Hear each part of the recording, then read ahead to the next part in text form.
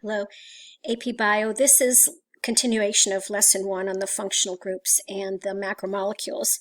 And I want to start by going over a little bit more on the sugars because I feel like I just flew through that last part. Remember that sugars can be broken down into either monosaccharides or disaccharides or polysaccharides. Monosaccharides just have one chain. Glucose is an example of that. And again, all you need to know at this point is your hydroxyl unit for your functional group. And a disaccharide is formed through dehydration, or that removing of one oxygen. So let me give you an example of that in this picture. Here I have two monosaccharides, two glucose molecules. And here you can see a hydroxyl unit here. And here I have another a hydrogen. And what happens is that through dehydration, one water is taken off between the two molecules, and that gives me maltose. In this example down here where I have glucose, again monosaccharide, and fructose, a very simple, usually we consider that to be a fruit sugar. Again, a monosaccharide, a single chain. Those, again, through dehydration, water is pulled off, a hydroxyl unit and a hydrogen, and what we're going to get is sucrose, or your table sugar, what you're used to. I'll go back here for a second. I mentioned a lab where we take a solution of Benedict's solution, and Benedict's is a blue color, and we can put sugars into that and heat it, and it goes from a blue to an orange in the presence of a sugar. So one of the things to remember is that it won't do it for some sugars. It has to be what's called a more complex reducing sugar. So when we do that lab, let's remember that we should expect not to see every single sugar turn orange. And polysaccharides are nothing more than a chain. Remember, a polymer is a chain. Glycogen is a pretty important polysaccharide. It is converted from glucose in the body when we have excess glucose, and that is stored in the liver for times of when we have not enough ATP to operate, and again, it is stored in muscle tissue. Starch is another very important polysaccharide found in plants. You can think of your starchy plants as potatoes, sweet potato. And that, again, just like glucose being stored as a surplus into glycogen, plants change sugars into starch and store it.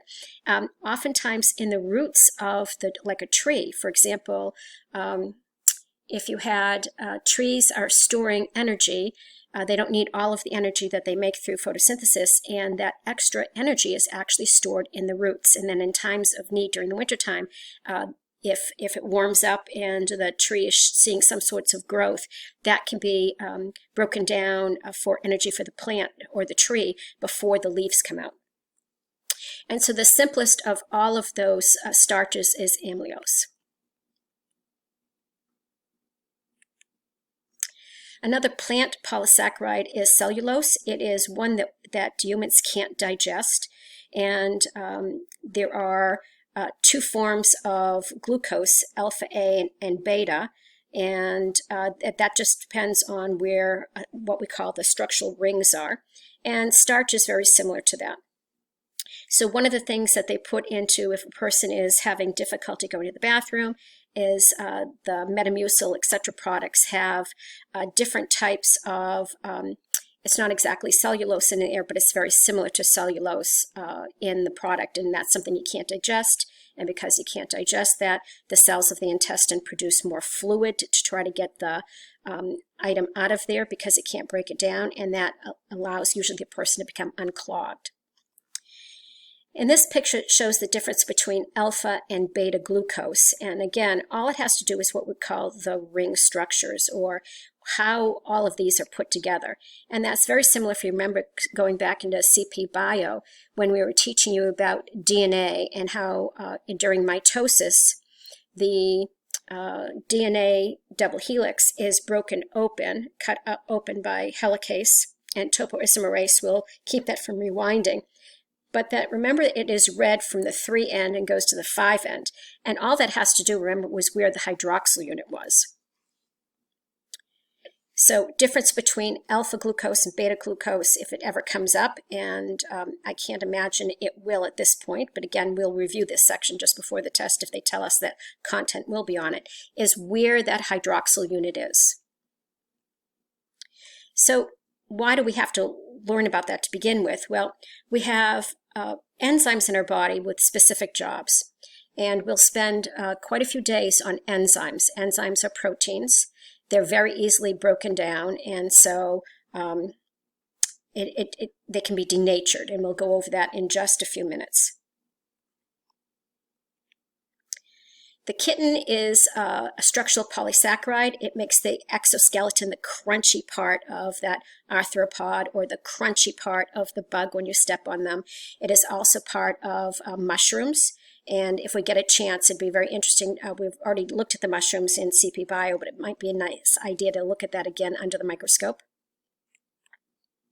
So here we have a cicada bug, and what it is doing is, this is after it is finished growing. It only can grow so far with its exoskeleton, and then it actually sheds the exoskeleton and emerges. This guy has not died, it has just simply been emerged. And I have quite a few of these exoskeletons in the lab. Proteins are one of the things we're going to concentrate on today. So I like to give little helpful hints to remember long things that might not make sense to you. So we have 8 categories of proteins. 50% of all of our cells are proteins. And so they make up the structure of a cell. They are hormonal. They can be used as receptors. Enzymes are proteins. We have specific defense mechanisms that are proteins. They can be used for storage. They can be used as a contractile vacuole. We talked about vacuoles when we'll talk about vacuoles when we go over parts of the cell. But one of the things in that some organisms that they have vacuoles that will squirt out water, and that's a contractile vacuole. And they can assist in transport. So to help remember the 8 functions of proteins, or the 8 ways that are categories of proteins, is through SHRED-CT. You might be able to come up with a different system to try to remember all of the 8 functions of that. Generally in the AP exam, if they start asking you about functions, they only want 3 or 4. So as long as you can remember a few of those, for your first test, you'd be expected to know all 8. But I would say for the AP exam, as long as you can say a few of them, you'll be okay. So again, enzymes that trigger reactions are proteins. And here, as we're talking about coronavirus and the cold virus, etc., and you've heard about antibodies. So what happens is that that antibody that is a protein can help inactivate that virus. And here we talk about storage, and so storage of some of those amino acids are the building blocks of proteins. They can be as milk. So, for example, beaver have the highest milk content of any mammal, so they have quite a bit of that storage in it. And then you've already learned in your CP Bio class about the transport proteins, the channel proteins, and so you should have a very good working knowledge of those. Hormonal proteins, for example, insulin is a protein, and so it's going to help regulate your blood sugar. Receptors, and so those we're going to spend a little bit of time on when we talk about cell signaling in this unit. And so they actually help send a signal to a receptor on that plasma membrane, and it sets a reaction. And then you have contractile ones. I talked about some organisms squirting out water, but here we have muscle. And what happens is that they contract back and forth, and that makes the muscle tissue slide back and forth, and that is what allows movement. And structure, for example, here we have keratin, which is part of the protein of the hair. Most animal horns are just compressed hair, other spider silk, etc. And hormonal, let's go back here. Remember I told you that for every picture, someone has been paid another price to be, another fee for being able to put those out. So enzymes come up a lot in the AP exam. And so we spend an entire week on enzymes, but an overview of that is they can speed up a reaction, and they are selective. There are certain enzymes can only do certain jobs, and there's a specific spot on the cell that that enzyme can link into. So again, I would know that enzymes at this point for your first test, that enzymes are proteins, and that's it. And here again, they're showing you that specific spot that the enzyme can work on. So this is how a protein is what we call denatured or broken down. There are 4 things that effectiveness of any enzyme is: the temperature and the pH, how much substrate we have, and how much enzyme we have. And any protein can be denatured or broken down if the temperature is altered and the pH is altered. So that's why if you have a pretty high fever, you're in trouble, because every single one of your proteins in your body can start breaking down. And we've already done these. Your transport we've done. So amino acids are your building blocks of your proteins. So amino acids need that carboxyl group, and so to make a protein, we're going to have, remember that this is made at the site of the ribosome, that we have that 3-piece code coming in, and each of those 3 pieces that is the codon makes up 1 amino acid.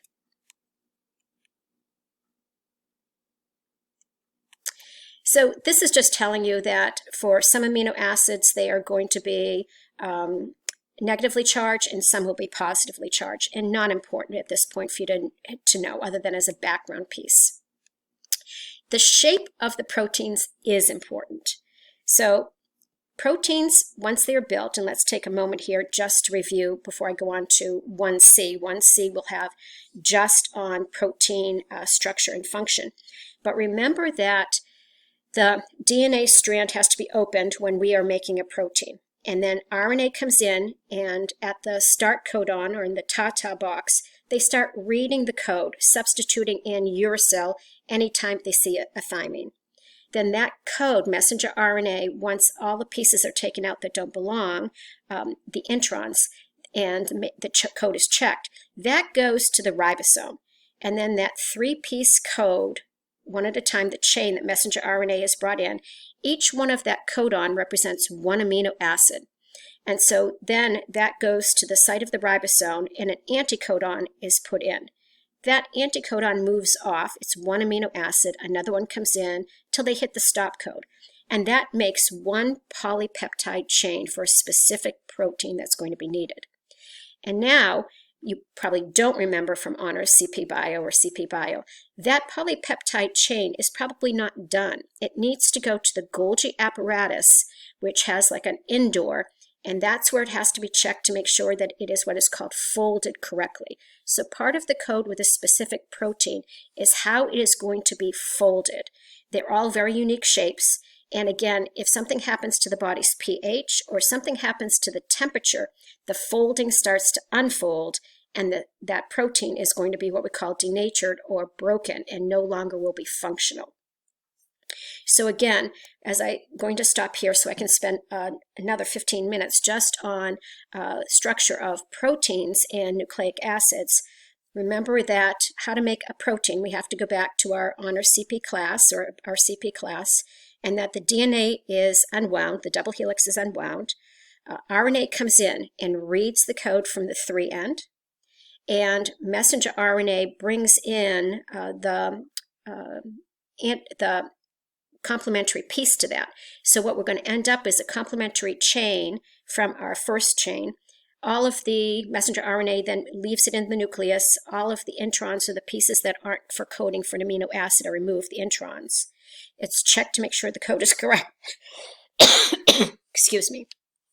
And then that leaves the cell, leaves the nucleus and goes to the ribosome, where it comes in to the APE site on that ribosome, and that 3-letter is red, and that represents 1 amino acid, and that keeps getting red until they hit the stop code, and that creates 1 polypeptide chain, which then has to be checked. It's folded, and it has to be checked. And in 1C, I go over the different types of folding of the proteins and nucleic acids. Thank you.